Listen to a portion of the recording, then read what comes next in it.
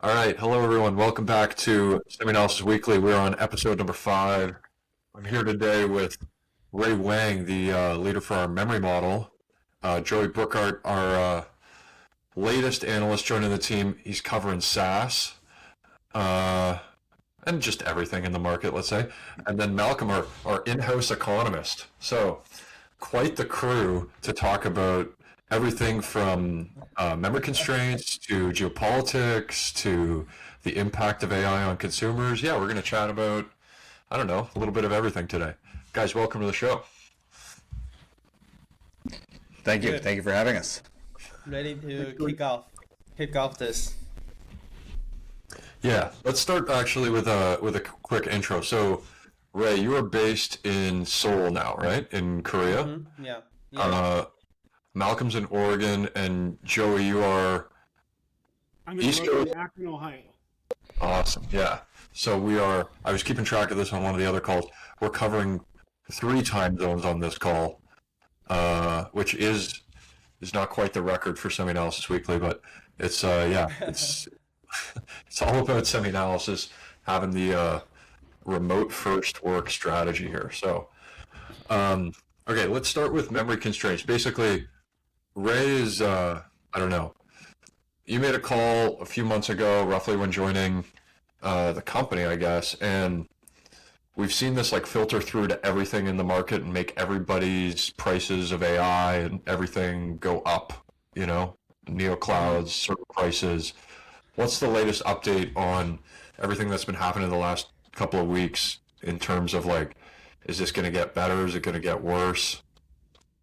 Yeah. I mean, from the data points, what I'm seeing, I think the thing is actually getting worse in terms of the pricing, as well as the cost that really go into the hyperscalers capex, as well as like the consumers. So the pricing is definitely going up, and the cost for the consumers and the hyperscaler spending for kind of the cost to build out is definitely going up significantly.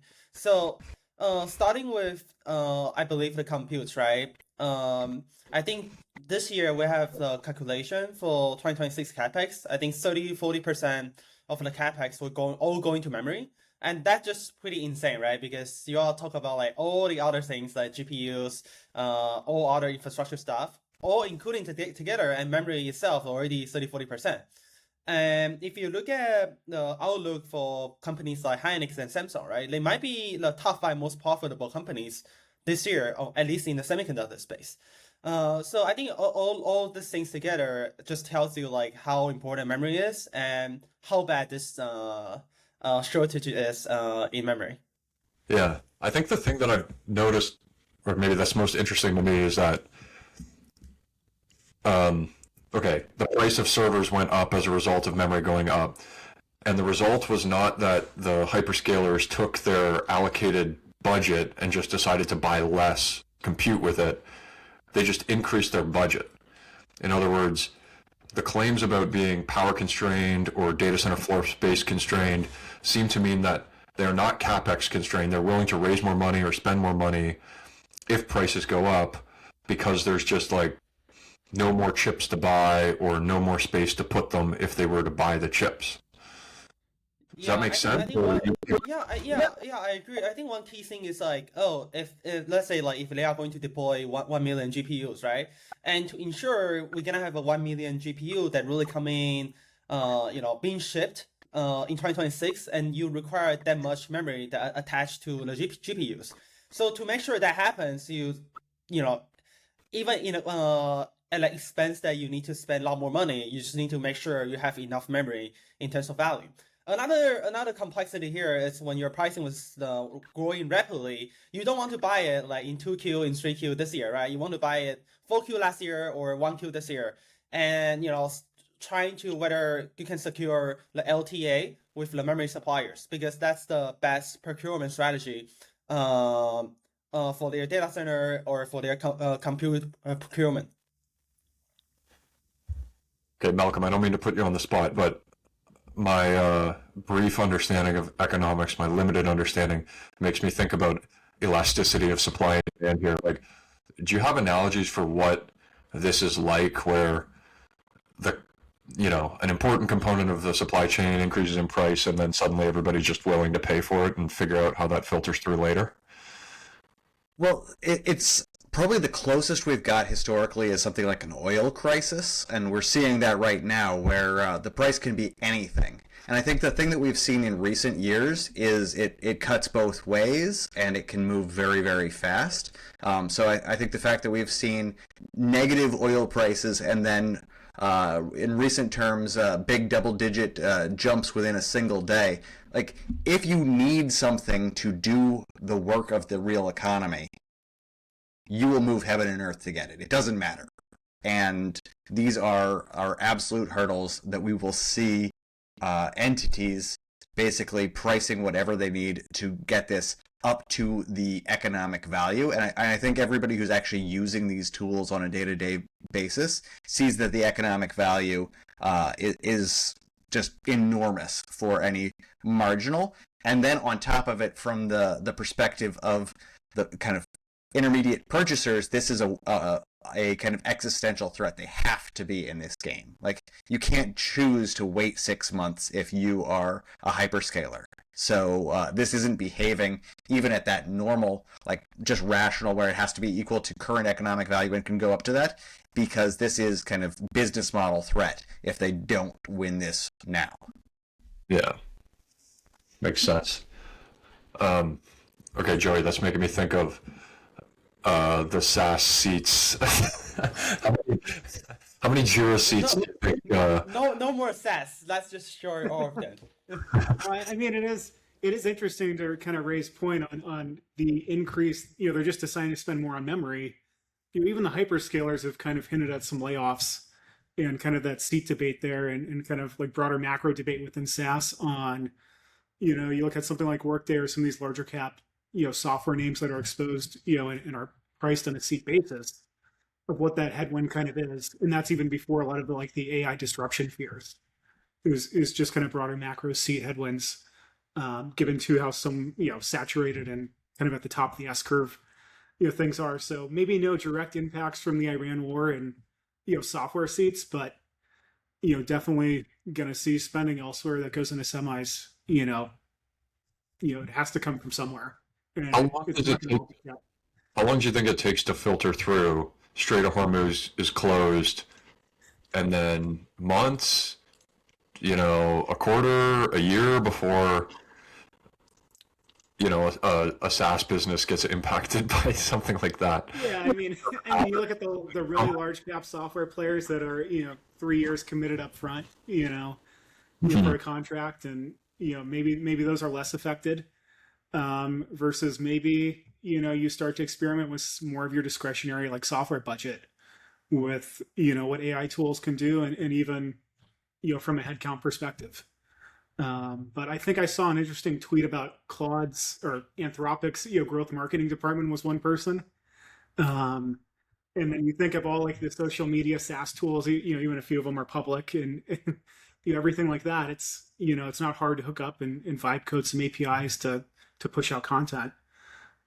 So there's a lot of, I think, in maybe the lower cap portion of SaaS, there's more immediate impacts versus like large cap.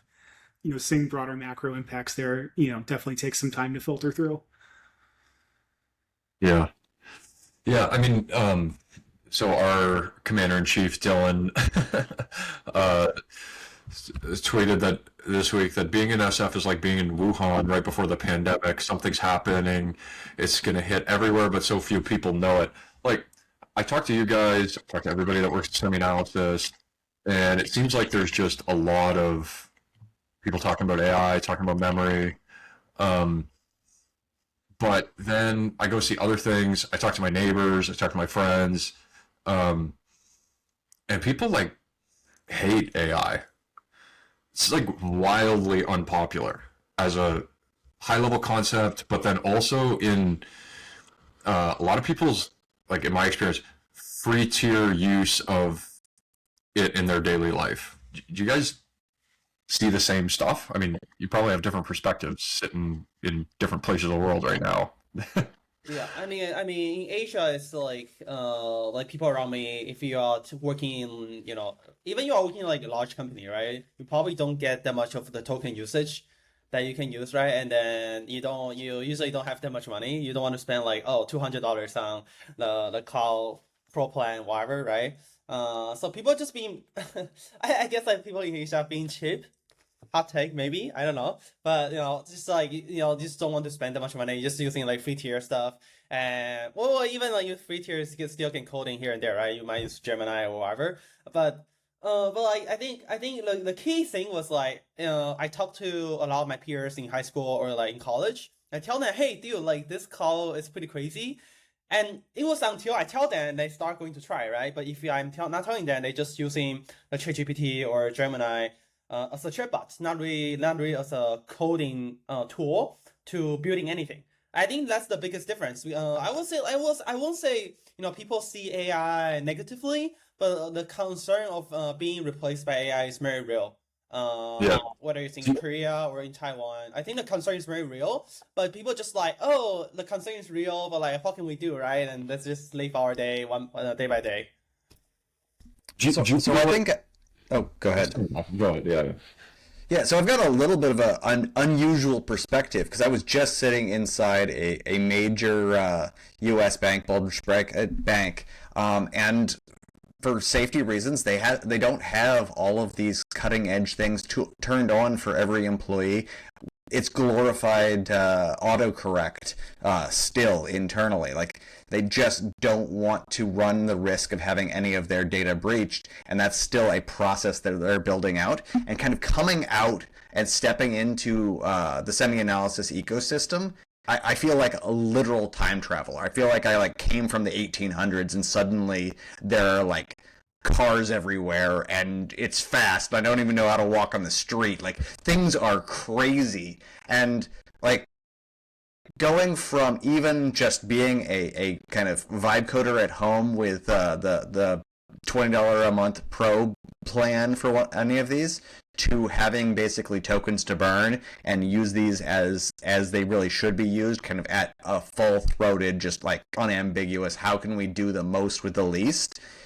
It's another step up. Like it's just crazy what you can do. I feel like so I've now been with Semi for 8 days, I think. And if you had asked me to do what I did in the last 8 days at the bank I was at previously, I would have said I need a team of 100 in a year. Malcolm, do you still want to go back to the bank? No, don't send me back. One-way street here. Yeah. So, okay, but you said something interesting, and I'm curious, Ray, on your take of this as well, and Joey, frankly, like it seems like there's a big distinction between people using AI at work and people using AI in their personal lives. Seems like all of you would have the perspective of using it in your personal life because you're just like interested in adopting new stuff and trying it out.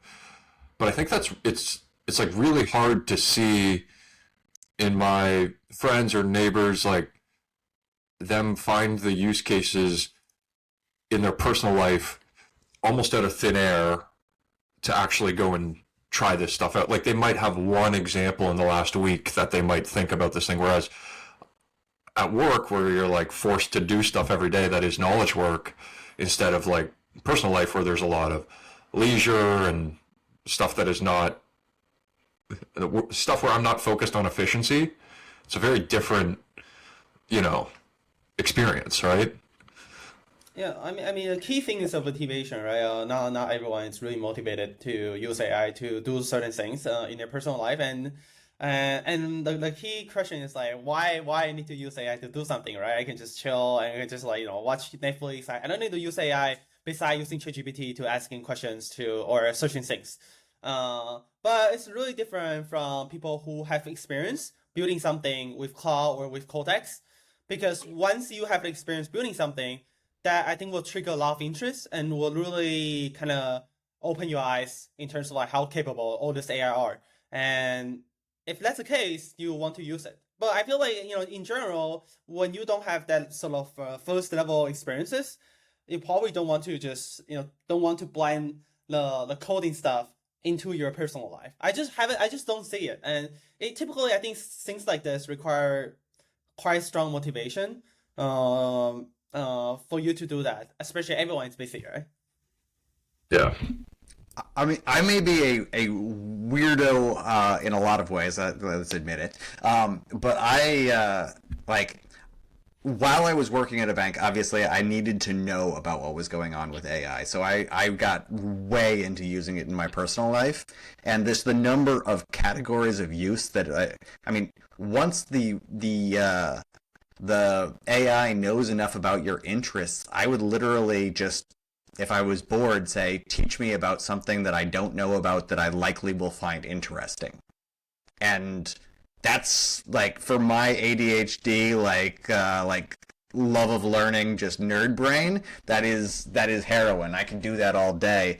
Like, and I've been adapting. Like, I mean, I like this is gonna be oversharing, but like I had like high cholesterol, so I got Claude like get on it. Like, how do I make actually tasty food that it genuinely and like it's like optimizing on weird culinary chemistry in order to get me cream sauces that don't go straight into my arteries. I mean, it's amazing. Yeah, awesome, man. Joey, how about you? You using this in your personal life? Yeah, I mean, there's definitely areas. I mean, I have a few examples. Kind of being in the Midwest, like my buddy's a defense attorney. He obviously gets clients, that are allegedly charged with something, and then they refer, they use the OpenAI, ChatGPT free plan, and then they send him something, and it's some case that doesn't even exist. Where he can go in and then, he looks at that and he can connect. First time today he asked me like, what AI system should I be using? Because I just have Cowork and Word. Essentially, is all he has. So that's a big change, like especially just around like hearing people I talk to. But within consumer, like I think it really comes down to jobs to be done. And if you're really going to get it in those like stuff that's eventually too monetizable, it has to like actually solve some problem in a good way. I think most people are very cognizant of like agentic shopping. They're just not going to let some agent shop for them. They want to go read a few Amazon reviews. They care mostly about low prices. I think it's the same with like finding flights or travel itineraries. It'd be great to say, hey, go book me a 5-day vacation. I don't think people are there yet. And that transition from travel agents to like OTAs, then Google Flights is like, just a easy thing to use. And then, maybe we'll get there. I'm sure we'll get there eventually.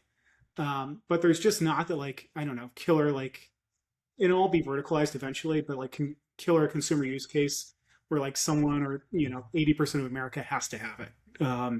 Yeah. It's very right now like what we're seeing with Cloud Code and just the usage. Those use cases we can't even really dream of or really see yet on the consumer side, and that's when I think maybe favorability things like that will begin to change and people will have some success with that. Duolingo is like the pretty obvious example in public markets that's kind of like consumer software, where you see some really great demos of. My wife's Ethiopian. When we go to Ethiopia, I don't speak, I speak barely any Amharic. I'd love to be able to put an AirPod in and, or speak to something that then speaks back. And, there's really no use case for me. Like, I don't need to know the language that well to go use Duolingo or some other like language learning, process. So like, that's something I see, for myself. But there's nothing like really widespread yet where I'm seeing, people are using it all day to day in like their consumer lives and, my mom's using it and things like that. How do you model the adoption of AI in your head? Like, it seems like it started in consumer. Everybody tried out ChatGPT. There's no real obvious way to monetize all those free tier users for OpenAI. So they have to go into the business world. They start selling enterprise, integrated apps, their API, all that stuff. But then they kind of are getting their lunch eaten by Anthropic with Claude Code. So, okay, let's say they figure out the enterprise business really well. Do you think those same companies, like Anthropic with Claude Code or OpenAI going back to their consumer market, end up building applications for consumer companies or consumers in the long run? Like they're going to go after Duolingo head on instead of going after whatever finance or accounting or legal related like enterprise apps they're going after right now? Yeah, I mean it's interesting because we're starting to pull like here even some internal or some data on consumer subscriptions that will be really interesting to see here in a few days, where you are really starting to see things really inflect in like consumer spending and subscription, new subscriptions and just in general in spending. But yeah, I mean, it's a lot different. Obviously, like internet, like consumer internet and consumer trends towards ads very traditionally. So there's been a lot of rumors about who they'll use on like a DSP or SSP or like a DSP perspective for people that want to place ads and queries. And I think maybe it trends more towards that like search engine type ad model in the interim on the consumer side, and then we go to more verticalized, whether it's the verticalized consumer companies adopting OpenAI or API to run those applications, or OpenAI itself. But it's just still so early on the consumer side. It's really easy to measure enterprise. Like knowledge seats out there, how much people spend on Office 365, all those other, any task. I'm sure you can get to a rough token estimate of what it takes to complete some task in an Office knowledge work job. And you can roughly put that up against number of seats, number of tasks that go on in an enterprise. It's you really have to break it down from like a vertical perspective in consumer to get even deeper into that. And it's just so tough to say where that really ends up long term. But intermediate, I mean, I think ads is the big model that'll trend to, and they'll kind of have to figure that out in the interim. What do you think would be more popular, AI that costs money or AI that's free with ads? I mean, there's revealed preferences like that we just see every day in consumer, and it's obviously ads. But then there's probably those 20%. It's the 80-20 thing. 20% will go pay a subscription to just have a lot more usage, get better, use a better model, things like that. But for the other 80% or plus, I'm sure they're fine using a lower tier model that's kind of subsidized and by ads. I think one area where we may see a little bit of a surprise there is in the healthcare space, just because people do get a little bit spooked about their privacy. And I think the idea that you could buy a more premier version that gives you a little bit of a privacy shield relative to just typing something into the internet may come across as a better value add, especially because that is biasing towards a much older population. And maybe this is just a population I have greater visibility to, just because I am a bit older than you guys. But like watching my parents, they're actually using AI now because they're asking questions about health. And they're using it really in the Google search bar. Like, let's be honest, where are they actually using it? They're finding it not because they're going to the tool. They're getting fed the tool, but it's giving them something of genuine value, so they're coming back to it. So then they're kind of populating it with increasing questions about their own healthcare situations and whether or not they need to kind of have some more substantive conversations. And I think then we're going to see people locking in and perhaps continuing to have one instance that they actually then have like build some context with and right. have a durable conversation. Yeah, so let's say we've fast forward a year, there is 3 times more data center power online than there is today. The GPUs that are deployed and the models that are running on them are 3 times more performant and cost per token. The result is that there's like 9 times more tokens or intelligence flowing on the internet than there was today. How much of that 9 times more in a year gets to your parents asking questions in the Google search bar versus gets to enterprise customers versus gets to, I don't know, somebody in a totally different country that's on the free tier and doesn't even get the Google search bar at the same level or something like that? Like, do you think it's going to be an even distribution of tokens around the world?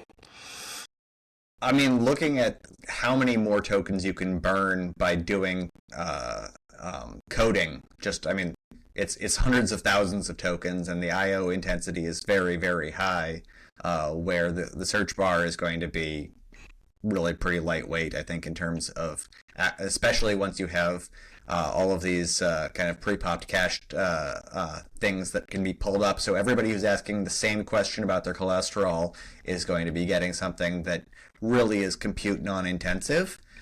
So I'm biased towards thinking that the enterprise drives tokens for the next year. Yeah. Yeah, but I guess both in terms of seats and in terms of usage per seat. you would imagine there's even more adoption in the enterprise than there already is compared to consumer. Because is the token distributed globally? Do you think on the per dollar basis, it will be fair or even in different region? That's the question I have, right? Because you can have the same amount of you can enjoy the same amount of tokens, but your per dollar basis can be different, right? And also the kind of price level in different countries is different. Maybe this is like a question to Malcolm actually, but I don't know. This is the question I was thinking about the other day. So like a purchasing power parity adjusted token price. Wow, this is a deep cut and I'm loving it. I think we're going to see some of that actually effectively with a lot of the Chinese competitors. And when we look at like kind of off the bleeding edge, the cost per token is so much lower. And so I think the fact that everybody in the enterprise wants bleeding edge tech, and that's going to keep the price of that quite high. But something that's 6 months, 8 months, 12 months out of date, I mean, like, don't waste my time, please. But for consumers, that's an amazing product. So I think we are going to be seeing that, and I think we'll probably also be seeing that with kind of chips as they stop being kind of maximally valuable. They're going to not be taken offline. They're going to be repurposed until we get to some actual saturation point with chips, which I can really not actually imagine. The only way I guess I could see that is if we have a true bottleneck on electricity showing up at some point, and then we would be probably seeing chips being geographically relocated to places that haven't previously had access, but have electricity that could be kind of picked up for a relative bargain. Can you make the analogy to oil again in that concept? Like if tokens are oil, right, and there's this purchasing power adjusted per token price to compare globally, like is that the equivalent of, I mean, my mind goes to the Big Mac index, my favorite economic metric, right? Like how much does a Big Mac cost in a given country? Because they've got to price it at a certain level, but they also are exposed to some sort of adjustments to input costs for labor and for, I don't know, water and beef and whatever else that's localized. Well, yeah, that's actually a really good point because so a lot of prices are hyper local. So obviously your rent price is entirely local. Your healthcare is mostly local. Legal service, these are all very local prices that are going to be locally defined. Something like oil is a truly global price. I mean, yes, there might be a little bit of a spread between WTI and Brent, but like fundamentally, there's fungibility in oil in every location in the world, and to some degree, tokens are going to behave a little bit like that. You can transport the output of a computer pretty much anywhere in the world at near the speed of light. So there is going to be a little bit of a law of one price. I think where we're going to see like dispersion is cutting edge, not cutting edge. So I think if you want a cutting edge token anywhere in the world, you'll probably be paying the same price. Yeah, makes sense. Ray, you feeling lucky to have Opus 4.6 fast access at SemiAnalysis right now, or what? Well, I'm glad I can using it for free. That's the best. That's the best part. As long as I have a deliverables. Because if I need to pay, I will never do that. I don't think I will do it. Probably I think the maximum level I will pay is like $20 per month. But Yeah. or just using the free version. But like having a paid version is definitely a game changer, I would say. Do you pay for like a streaming service, like a Netflix or a Spotify or something in your personal life? No, bro. No, I don't. No. I'm very cheap. You're a guy. I see those AirPods. Do you listen to music? You go like YouTube or something? So I pay YouTube Premium. That's the only thing I pay. Yeah. Because so here's my theory: if you want to pay like Spotify, which is like $13, why you not just pay the I think the student version for YouTube Premium was like $12, and then for the lower people it's like $20, right? And on YouTube you can listen to music, watch video, all kinds of things. It's like $20. So it's more, I think, just more valuable versus like Spotify and other things. Yeah, that's my theory. Joey, how about you? Do you pay for subscription services like that? I do, yeah. I mean, I probably pay for too many streaming services. Definitely pay for Spotify. I probably shouldn't, but I do pay for quite a few things. Yeah. Do you think we're gonna get to the point where we have like a open router, all-in subscription plan that is the style of how Netflix started or Spotify started, so that you don't have to pay every provider equally, but you can just like get a monthly allocation of tokens and then send some to the video models, some to the certain text model, some to a coding model? On the consumer side or enterprise?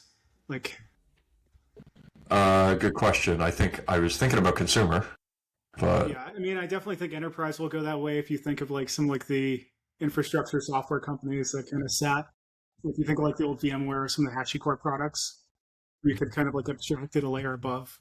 I guess that's the way they do it with the cloud providers already, right? Like they have these MSA agreements with an AWS or an Azure, and you can imagine that gets spent on tokens instead of instance time, right? Yeah, no, exactly. And so even just routing, and I'm sure like this happened in like the history of like OLAP databases as well. Like people just got more, even like things like Datadog. You think of like DevOps and like application infrastructure monitoring. You eventually got like you were just spending so much on your Datadog bill. It made sense at a certain like company size level and spend to like look at in-housing that on your own kind of, whatever like, OLAP database you wanted to use and kind of build some, visualization layer on top of that. So I'm sure something like that similar will happen in enterprise as these bills keep on going up and, you get really smart routing on where you want to send tasks that, don't need to go to the most expensive and latest model. Unlike, consumer, probably, not as much. And that kind of goes back to that question, like, how much are people going to be paying for this? I mean, you've got people like Ray who sounds like don't want to spend a lot on, kind of like leisurely type services. And I'm sure a lot of consumers like view AI that way right now. And, who knows, like where they'll. And on the consumer side, what I would really want to highlight is that these companies are going to be wanting to create anything that looks like a moat, because fundamentally, like right now, switching between any of these top tier AI providers, ChatGPT, Gemini, like Anthropic, like it feels the same, it looks the same, the buttons are the same place. Like the learning curve to switch between these for like just a on your phone chat app is so low.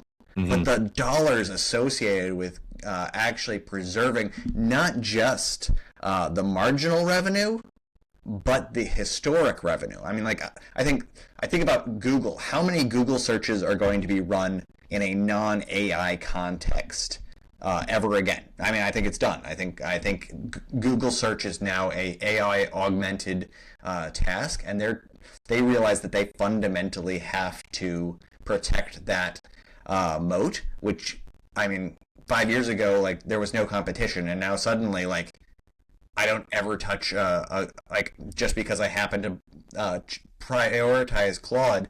I never do a Google search in my browser. Like that's not a thing I do anymore, and that's existential for Google. Yeah. I'm not sure I believe it's existential if they are still monetizing something. Like we still, in our tracking at least, token production from Google is crazy. Like the numbers that they announced. I think it's a risk, or it's difficult to see how they monetize it. Yeah. I mean, to me, they have to protect that moat. Like when I kind of like, I did some back of the envelope math a couple of weeks ago, and I was trying to think, okay, so what is the implied GDP that we would have to see based on all of these investments and based on normal returns on capital?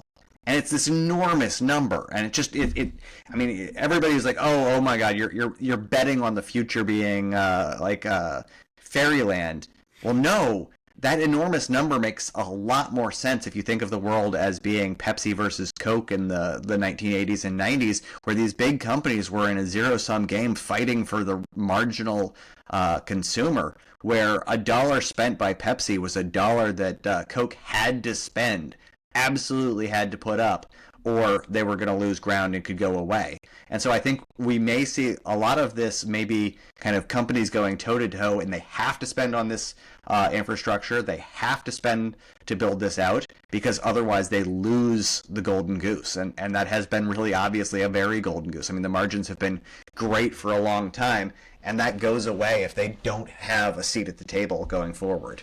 Yeah, we saw exactly this during the Chinese New Year celebration over the last couple of weeks. Doug did some great work there where he was tracking like how much those companies were spending on those promotional programs and what the returns on them were in terms of like, I mean, it's a different culture, so you know it seems strange to me, but literally paying people in the form of credits that which you can use to spend on like the DoorDash equivalent just to type into the AI model every day, right? Like paying people to juice the Dow numbers. It's a really strange growth strategy, but I mean, it's like kind of the exact cynical version of what you're describing, where you can just literally have people, I don't know, spending money for the sake of it instead of spending money. Well, which could come at the benefit of consumers, right? Like it could come at the benefit of free tier consumers getting a lot more access to models as these deployments get rolled out, assuming that they maintain the same mix. I think that's absolutely right. I think Cory Doctorow has a new book out that has a not safe for work title, so I won't say it here, but you can Google Cory Doctorow's newest book, and it's basically this a full book. There's no, I think I would be giving it away. It's making everything poopy, so let's just say that. The thesis is basically that a lot of business models are built around you give a great service, and that service is amazing, everybody gets hooked on it, and then you make the service bad, and you figure out how to lock it down and make money from it. And obviously, we're seeing this in AI, and I think we're going to be seeing places trying to figure out how to make money, but I think it is fundamentally still in the first innings, where the free tier has to be amazing, because we are still on-ramping people. And so I think it'll be interesting to see how much pushback we get.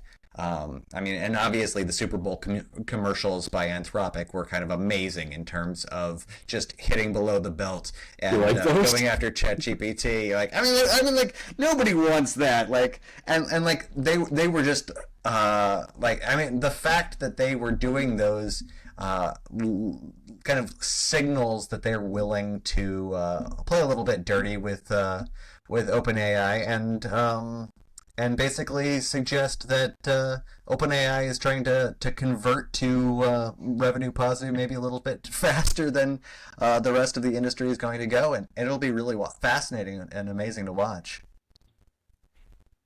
Yeah, makes sense. I have to run to an 8:30 meeting, everyone, so thanks so much for having me. It's great to chat. Yeah, buddy. Okay, Ray. Malcolm's talking about the. Okay, let me ask you. Did you follow the Super Bowl halftime show?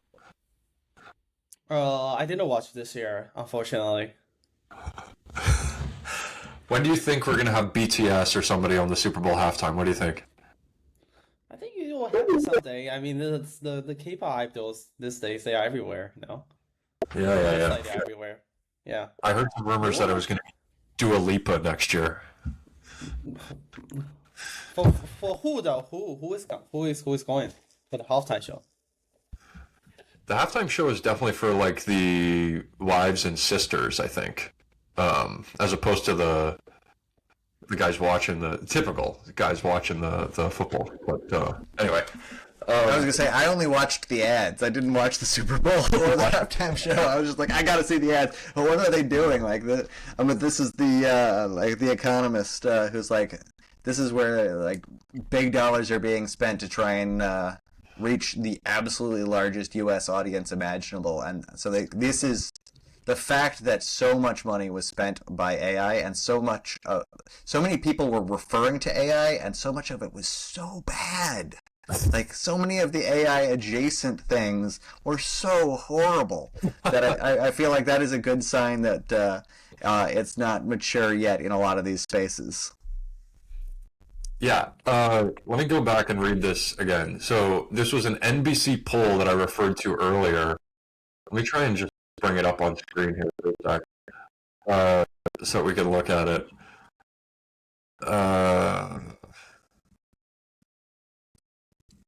So an NBC poll puts AI, comma, that is artificial intelligence, as 26 positive, 46 negative for a net score of -20 for the average American.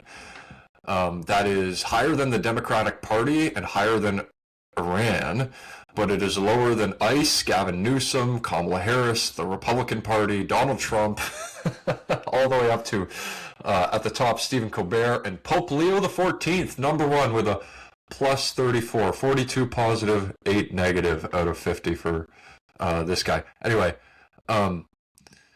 so everybody decides to advertise AI during the Super Bowl, which, by the way, was less than a month ago.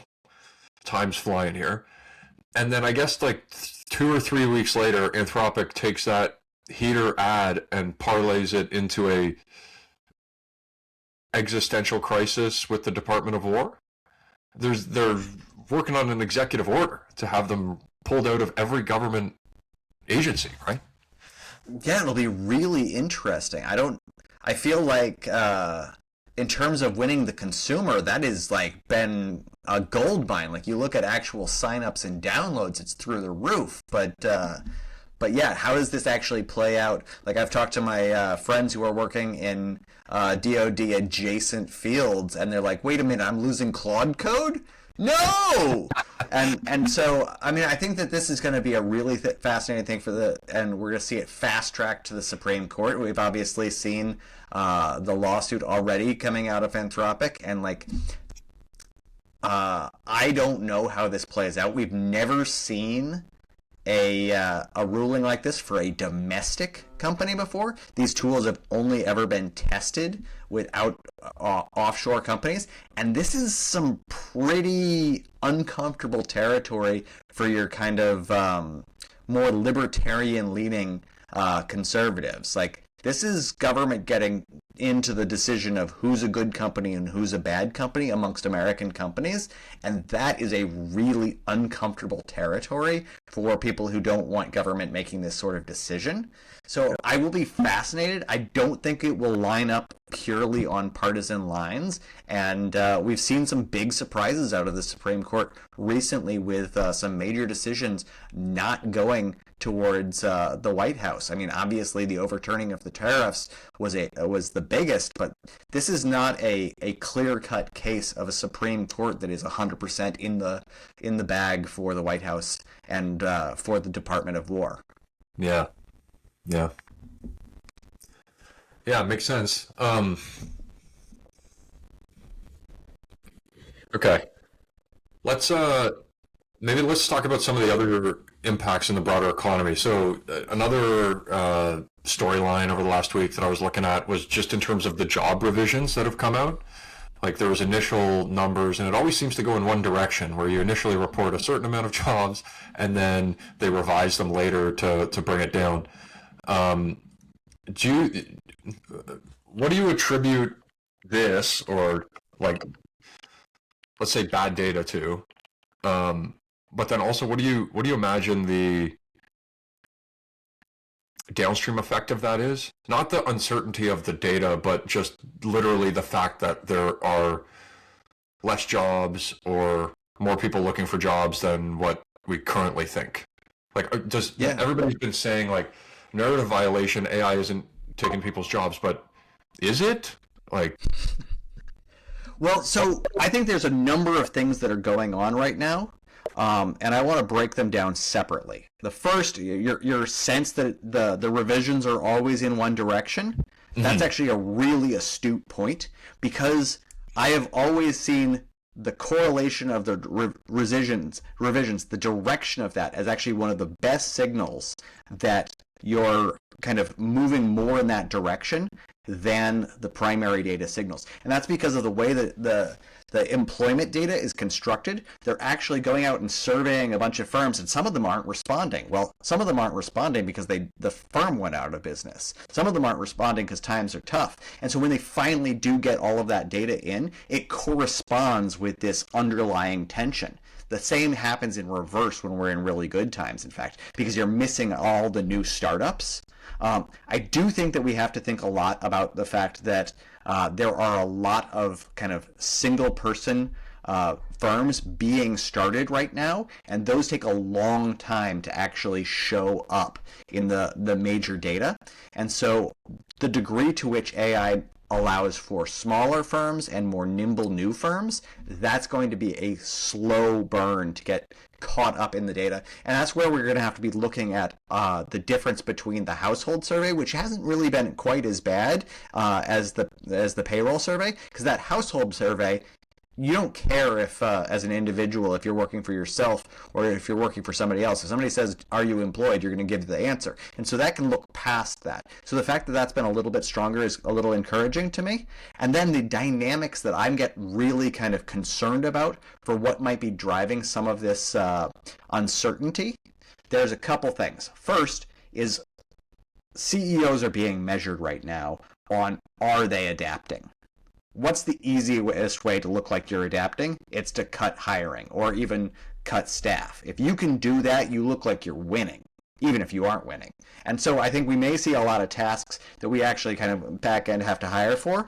The other thing is, one of the areas where I think AI is most transformative in a terrible way is in the hiring chain. So I was recently out of a job, looking for a job, and if you think about it, the quality of a resume doesn't tell you anything now. In the past, it was a weak signal about how good somebody was. Now, literally everybody can write a top-tier resume with a few clicks that is completely customized for every job posting. The people I talk to in HR departments are overwhelmed. They're using AI to try and fight the other AI, and it's all just coming to a standstill. And you get down to the situation where the only way to find a job is to know somebody in the company. And full disclosure, I knew a guy, and he introduced me to Doug and Dylan, and that's how it worked for me, because I couldn't get through any of the filters, because this is an adversarial situation where AI is fighting AI, and it's making it really hard to hire right now. And I think we'll have to figure out some major new things in the future.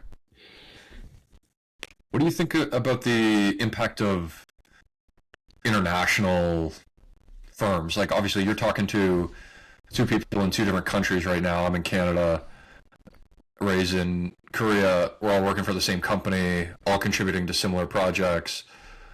Maybe we're in a unique position, but it does seem like there was a trend in one direction of doing your work from the internet. Now everybody's in the same playing field, as opposed where, you know, employment or jobs are fungible like oil and tokens, as opposed to needing to be localized. And so do you think there's a significant impact on the job market or companies' productivity or individual people's payroll, like what their take-home pay is going to be based on downward or upward pressure from more companies hiring abroad or being created abroad or something like that?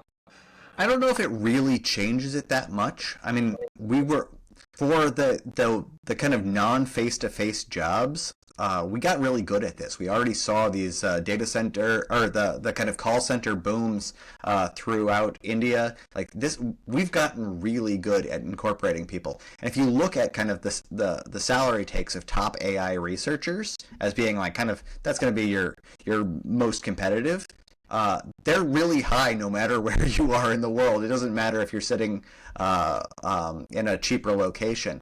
I feel like we're going to see a lot of dynamic that if you are a scarce resource, more resources are going to be aimed at you. And it does feel a little bit like a winner-take-all dynamic, where there's a lot of people who will not be leveraging these tools a lot, and it feels a little scary for people who have kind of gotten by basically being a knowledge worker, but fundamentally what they're doing is taking knowledge from bucket A and putting it in bucket B, and always getting into the right bucket. That's an AI task now.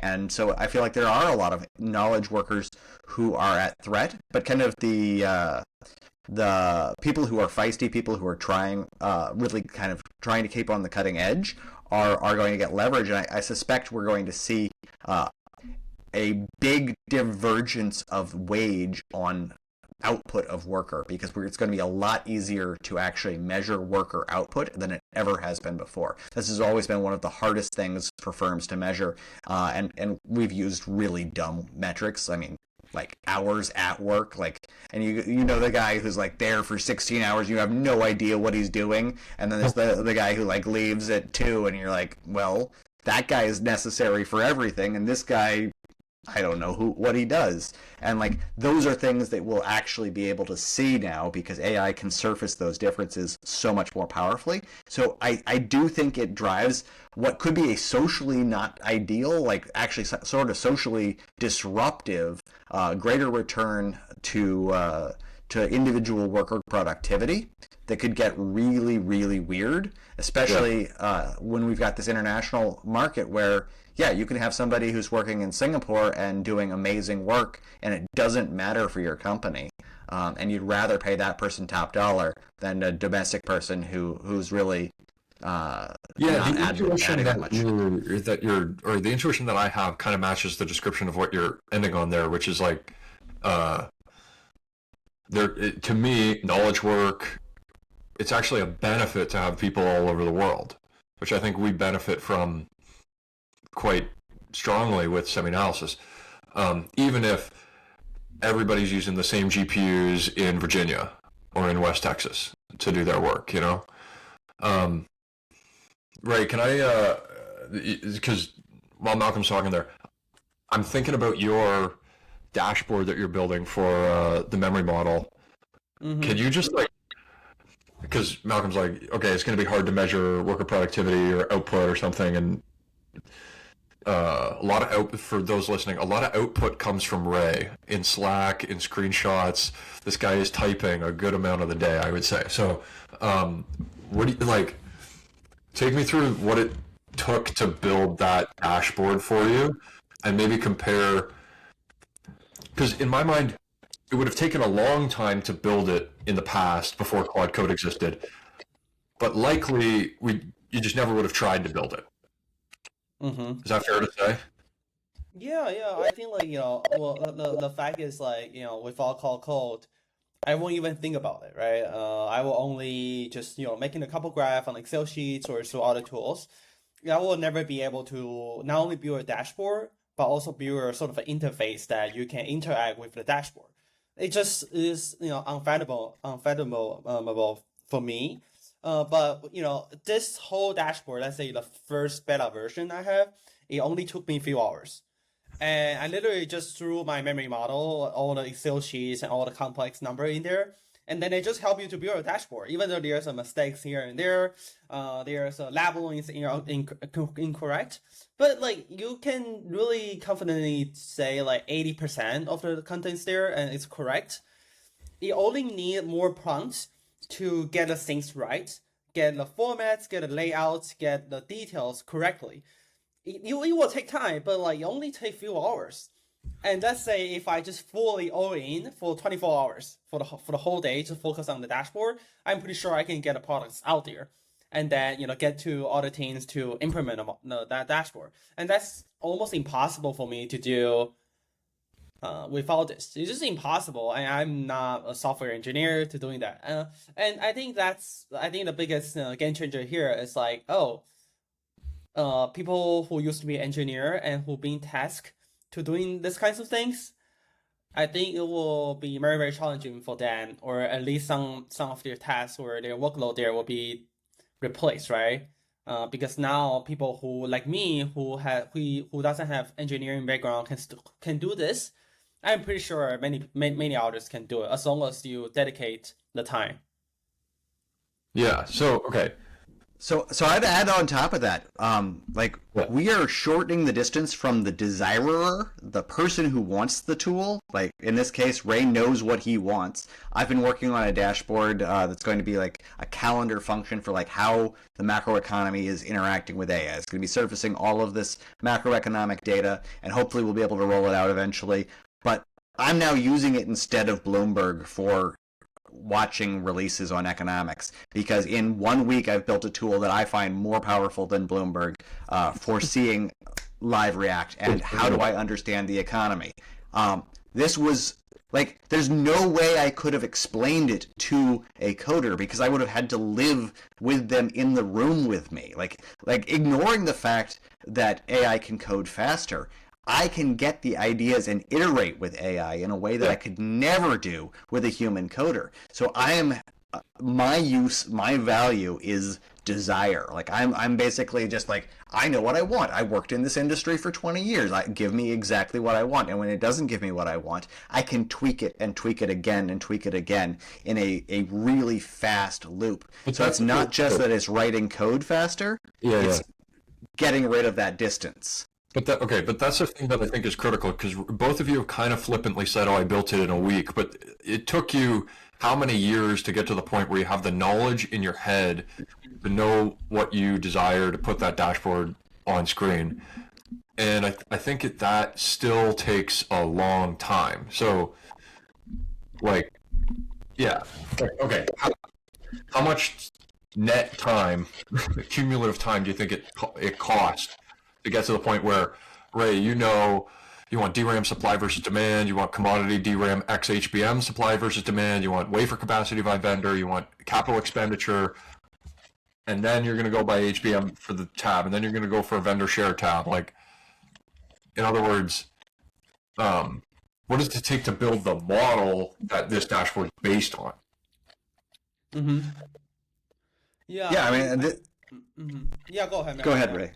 No, Yeah. I mean, like, what you're getting at is like the embodied human capital of Ray is an incredibly expensive thing. And so for the people who have that embodied capital, and we're seeing this all over, I mean, everybody is talking about how it's a lot harder to hire junior people, and people are freaking out about what's the path to the future where seniors aren't actually training up people and they're not actually going to be going through the grunts. So we're going to have to figure out new mechanisms of training this human capital. Like we can't get the AI that we see today is dependent on having somebody with Ray's embodied knowledge. But we're going to need, as an economy, a new path to that. Because in the past, you kind of you spent your years making charts and paying your dues, and that's going away. Yeah. I guess I get confused when there's a level at which the embodied knowledge doesn't matter anymore. Like, people drag this all the way into the future, and then they think, well, eventually the model's going to be so good that it's going to have all of that knowledge about the memory market above and beyond what Ray knows in his experience. And you actually, when you're building a dashboard like that, you trust the insights of the model more than yourself, where you're effectively asking the model what to build. So I've had this experience a few times where I've, like, in certain scenarios, effectively asked the model what to make better. And it's come up with some good ideas and some bad ones. Have you guys done that? Yeah. I think it's just sort of the feedback I'm constantly getting from chatting with the Gen AI, or just when you are doing coding. And then there's also some of the time they're like, I'm not sure how can I make this better, and they will just give you like option 1 to option 5, and like, hey, you can choose either one of them to implement, right? And to see whether that works. If not, like, you go to option B or option C. I think that's sort of the experience I'm getting. Another thing is, like, we have just talk about dashboard, but actually what I was doing over the past few weeks was like not just building the dashboard, but also using code to building the apps, building any kinds of scratching machine, right, to help in the research, I'm building a new Telegram chat that just tracking all the lifetime semiconductor news, financial filings, the some of the semiconductor news that I care, and then you can even to design a mechanism to weight different news to see the relevance to your own coverage. For example, if I cover SK Hynix, right, the weight of that or the score of that in terms of relevance is probably 100 or 90. But there will be the company, let's say the very small semiconductor company. They are still in semiconductor space, but the relevance there or the score might be 10. So like I think building those stuff is just so powerful, and I will never be able to do that before all the code thing. And I built this without knowing anything about coding. It's just it's that crazy. Yeah. Yeah. How did you come up with the idea to build a news feed of semiconductor news that's weighted based on your coverage of companies in the ecosystem? Yeah, I think it's I always think like, oh, if I'm one of the things that finance people try to do is like we try to absorb the most information we can in a short period of time, so we can make an investment decision faster than others and more accurate than others, while utilizing the most information out of it. But there's just so much information every single day, even in the semiconductor space. So what's the best way to do that to extract the most valuable information that's most valuable to your own coverage? So so that's sort of the reasoning behind it, to build a whole bot. And then the question coming in after this is like, oh, like what are the sources I should have, right? And I used to read a lot, right? I know where to get the sources. I know where are my existing information channel. So connecting all of them together, so it becomes like an automatic process. I don't need to like, oh, every day I need to click all the things, right? I just like open this bot and then it sends things every single day as long as my MacBook open. And then so I send some of the stuff to the SemiAnalysis Slack, right? And I'm like, oh, this is great. Yeah. Okay, what's the weighting between geopolitics and like I don't know, I'm gonna come up with some example of something detailed to do with like CXMT's DRAM supply for China. Like, what's the right mix of, because you got to cover something of both, right? To you would like to know if there's a big issue in the global economy, or Trump like comes down with some tariff on Taiwan tomorrow or something like that, right? But like, do you have some intuition about 80% details, 20% geopolitics, macro micro split? I think my one right now is fewer about geopolitics or macro stuff. I think that's just because I'm trying to like eliminate the additional noises. Just focus on purely on the industry stuff. I think that's the most helpful to me. Macro will be very, very important, or geopolitics, but I feel like, oh, if I adding additional category of information, there will be even more information for me to absorb every single day, and that's very challenging.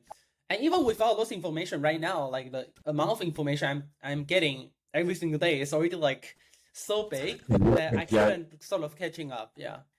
You're going to get so much of the macro stuff just from like living your life that it's not worth including it on the actual news feed that you're going to use to build models. Yeah, and if you just tracking like Trump's True Social, there's just like so much things going on. How can you catch up? Yeah, makes sense. Okay, all right, Ray, make a pick. Samsung, SK Hynix, Micron. Damn. Who's going to have market increase or decrease this next year? You mean the market share? Yeah, market share. Oh, Jesus Christ. Okay. I don't want to choose a specific company, but I'm very biased. I like Samsung and Hynix. Samsung and Hynix the most. Yeah. Not investment advice, by the way. No investment. Make this very clear. No investment advice, but Micron, Ray is not bullish on right now. No. Micron is also good. Every company, Okay. in a memory super cycle, I will just like I will just hold the basket, right? But if I have to choose, some, the best outfit, I would just choose Samsung Hynix, and I'm biased. And I need to, I'm in Korea, so I don't want to get killed publicly, so yeah. I need to support Korean friends. Yeah, yeah, yeah, yeah. You have to pick the local champions. Yeah. That's a respect. All right, Malcolm, how about you? Who do you think's going to win the memory wars? The Korean guys or everybody else? This is so far out of my lane that I'm like, ooh. I had to literally build tools to understand this space, because this is how I mean I'm a deep macro cut kind of guy, economics all the way, and so I'm tooling up, and I'm just thinking about how powerful these tools that we've been using are for getting retooled into new domains. So something that I've kind of surfaced internally to people is this kind of pipeline of like kind of have Claude read everything in the world about some topic and then pipe it to Notebook LM and give you a podcast that you can listen to while you're working out. And by the way, that is like a life hack. You'll never sleep again, I'm sorry, but you'll learn way more than you ever did, because you can kind of get an hour-long podcast on any topic at any level of depth. It's magical. So I would say I don't yet have a vote on that, but I say come back to me in a week and I'll probably have an opinion. Okay, we gotta wrap here, but I want to get to one last thing, which is a tweet that you sent out from the SemiAnalysis corporate account today, which I loved. So I want to read it out loud and then get you to expand a little bit on it. So the comment was basically related to feminist economics, and it said, when an $8,000 legal memo gets replaced by a $20 a month subscription, GDP drops by 99.7% while output stays the same. Feminist economics has built tools for this: satellite accounts, time use surveys, and replacement cost valuation to fix this exact measurement failure. Replacement cost asks, what could this output have cost on the open market? That's how you make a $20 subscription producing $150K of consulting work visible to national accounts. If we don't borrow these tools, the AI economy is going to look like a recession while being a revolution. This is like, I think, a super deep insight that as a young parent, I'm kind of living every day with my wife a little bit. And it's like, it's super, just my personal take, it's super underappreciated how much work gets done that's not measured in GDP. So are you anti-GDP? Are you pro-GDP? Like, can you expand a little bit on this tweet? I think the thing we have to really understand is, what is GDP? Why did we make it? And what is it useful for? Because GDP was created during World War II in order to figure out how much of the economy we could use to make more bombs, planes, ships, etc. It wasn't trying to understand this ivory tower idea of the economy. It was like, okay, if we make all the factories switch bases, like, how much stuff could we make? And that's a really different thing than how much valuable work is being created in the economy. How much valuable work is being created in the economy involves every stay-at-home parent. It involves every parent who is taking care of kids. Every time you take any sort of economic action inside of your house that somebody else could do, that's not GDP, but it is economic output. And AI is going to behave a whole lot like that. This is something that's really, really weird about AI, because you can have, as the example I love to give is a will. 10 years ago, if you wanted a will, you go to a lawyer, you pay the lawyer $500, they write up your will. I have a nice boring life. I got a couple of kids. It's a simple will. Now I want a will. I get my boilerplate will, and it comes out of my AI that I'm already paying $20 a month for. It's done. Who cares? Like, it doesn't need to be any better than that. That took a $500 thing and it went to zero. there are so many tasks like that within the economy, and a lot of them exist in the business-to-business space where it's particularly hard to measure. And this is something I really am hoping to be able to bring out to the fore, because there's a lot of activity where the only place we could hope to capture the economic value that AI is bringing in profit margins, because that's the only place. And realistically, we may not even capture it there because it may show up as deflation, but it may vanish because the economic transactions are going to be going away at the same time that the price goes down. And so the data as we currently collect it may not be fit for purpose to understand what's going on. And we're doing this at a time where we've greatly reduced the staff size of a lot of these statistical organizations. So there's a lot of work to be done by kind of government economists, and I'm hoping to work with them. I'm hoping to talk to them. Like, how can we take these ideas? I mean, we have 50 years of amazingly rich history from feminist economics, basically laying out, no, you've got to measure the whole production pile. It doesn't matter if it's paid or not paid. It's economic value no matter what. It doesn't, like currently GDP, if I go to the grocery store, I buy some groceries, I spend $50, I come home, and I cook a 6-course meal for a bunch of friends, and it would easily cost $800 if I went to a restaurant. I'm a pretty good cook. I'll throw that out there. 6 friends for $50. Good job, dude. Oh yeah, no, they're eating beans, but they're gonna be damn good beans. Thanks for dinner. Here we go. Yeah, well, yeah, my numbers might be presidential in quality. Like, I hasn't walked into a grocery store in a decade. But yeah, so GDP captures only the grocery store bill. It doesn't capture the actual value added. And it's going to be like that just writ large for all of these activities, because in the past, these are B2B transactions in a big way. So many things. I mean, are we really going to see people paying for the same level of HR services, the same level of kind of transacting all of these elements that are being replaced very rapidly? And that gets very strange for the economic data. It gets weird on the GDP side, so it could look like a contraction, and it gets even weirder on inflation. So let's go back to this example of a will. Yeah. My will goes away. My $500 will goes away. If you're Bill Gates and you want to do a will, you're not tossing it into ChatGPT. You're going to a law firm and you're going to do the best will you could possibly do, and they're going to be using all of these tools, and they're going to be charging you for it. So all of the cheap ones go away, and the expensive, complicated ones go up. And so we might see a situation where it looks like output goes down and the price level is going up for things like this. And that is the exact opposite of what will actually be happening. In the actual economy, the number of people who has wills goes up because now they're cheap and free, and the price has gone basically to zero for almost everybody. But the measured economy gets it entirely wrong. Okay. Malcolm, I have a question. We at SemiAnalysis, we always write about newsletter. What would be your first newsletter article about? Do you have any topic in mind? I'm just curious.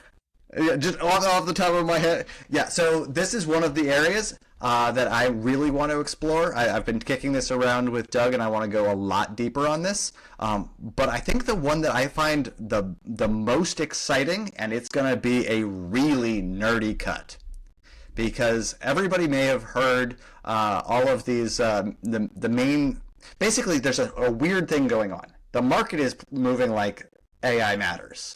We all know AI matters. If I go onto my Bloomberg screen and I look at what the Fed thinks is going to happen to growth in the next 3 years, they have 2026 2.9% because CapEx is up from this AI stuff. That seems reasonable. And then it goes back to 1.9 and 1.9 the next 2 years after that. I go in and I look at what the major banks are saying is going to happen in GDP in the next 3 years. It's the same story. It's kind of a little bit higher now, and then it goes away. And that's because the economics industry, and this is why I basically realized I had to rebrand myself as an AI economist as opposed to a strict macroeconomist, is because the economics industry is built around what's called a dynamic stochastic general equilibrium model, and that is an awful name, and you can forget it now. You've heard it, and don't DSGE. Basically, it takes a bunch of assumptions about the status quo of the economy, and those are its priors. And it's very, very hard to get the model to move away from its priors. Everything basically tips towards stasis in the model. And so we're dealing with a situation that doesn't look static at all. And that's going to mean that these models break. Models, by their very nature, whether they're Bayesian, which is my favorite category, or non-Bayesian, are biased towards events they've seen in the past. We're dealing with events that we haven't seen in the modern era. And basically, I want everybody to be able to conceptualize the magnitude of event. We have seen events this big. It's much more like farming and the Green Revolution than it's like anything that we saw in the 20th century. We went from 97% of the population was a farmer to now 2% of the population in the United States is a farmer. Yay. We have had big events before. We will have big events again. But if you were sitting in 1750 and said, how much do I think this synthetic fertilizer is going to change things?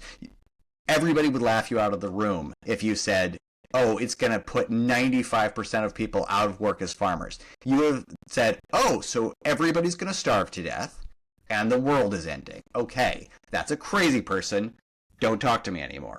And it's that magnitude of effect that we're dealing with, and it's really going to be hard for any of these traditional models to capture it. So I'm thinking more in terms of how can we demonstrate when they break, as opposed to how can we model this out of period thing. Because ultimately, saying where the economy goes with AI, I as an economist can't answer that, because that is fundamentally a question of how good can AI get. Do I believe in a singularity, or do I say, oh, there's going to be a bottleneck that I can't see 18 months out where it just like that, that's as good as it gets, I guess we're done. That's not an economic question. That is fundamentally a technology question, but I as an economist can look at the history of things and say this is a break point. It doesn't look like economics as normal over the past, say, 75, 80 years. I think that's a great spot to end, guys. We're a little over our allotted time anyway. Malcolm, you kept branding yourself as an economist at the end. I think we got to switch up the verbiage to tokenomist or something like that. Hope everybody enjoyed the show. We got Ray, the memory man, Professor Malcolm, and myself and Joey, who dropped off a little earlier. Thanks again for listening in, and we'll catch you next week. Next time Malcolm's on, we'll talk to him about UBI and the singularity and all the other things that he loves talking about. So take care, everyone.